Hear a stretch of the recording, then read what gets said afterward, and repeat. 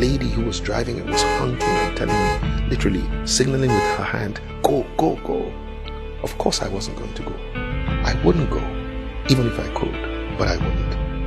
And finally, when the light turned green and we turned onto another major intersection, this lady drove up behind me and she started to frantically, as she wound down her glass, said to me in a language that I understand, Yoruba, "Ori owe, ori owe." And she was just saying to me, you are mad, you are crazy, for essentially stopping at a red light. What the lady didn't realize is that I am a commissioned officer of the Nigerian police force. And literally, it's unlikely that anybody would have arrested me as a policeman simply because maybe I went past the light. But I would not go past that red light, not because I'm scared of being arrested, but for the very simple reason that, number one, I fear God. Number two, I love Nigeria and I love the people of this nation. Number three, this is the most important one, I do have a respect for the law. That respect for the law is a respect that I have chosen to give the law because of my values.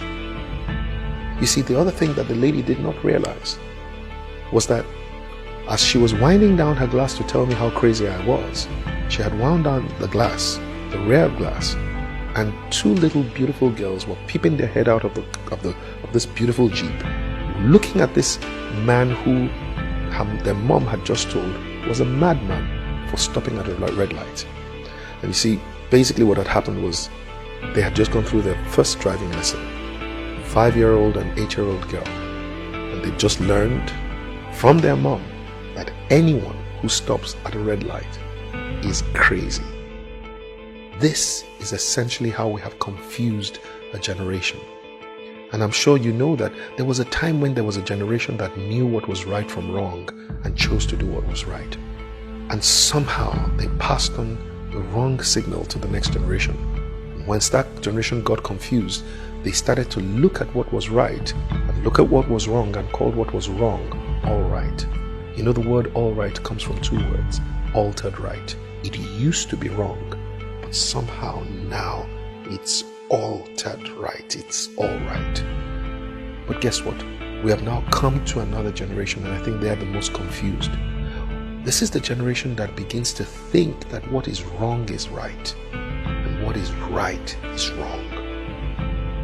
And so we have to go to a place where we restore not only our values, but we put it back, the right values, into the consciousness of our people.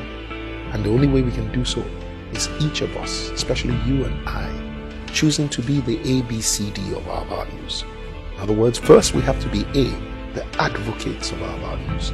We have to be the proponents of these values. We have to go out and literally on behalf of the values tell people what we stand for. My great mentor, Dr. Christopher Kolade, said, it's not enough for you to stand for what is right.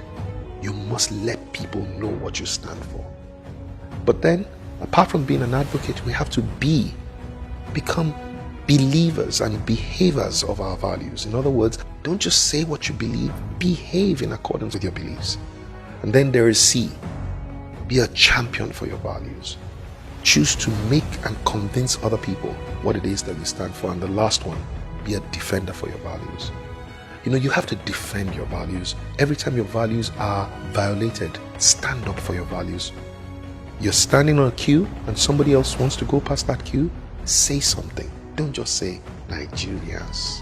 No, say something. Insist that your values, the right values, must also be defended. And this is how we will put the right values back into the consciousness of our nation. Each one advocating, believing and behaving, convincing and defending our values. So go ahead and do the right thing at all times, regardless of who is doing the wrong thing.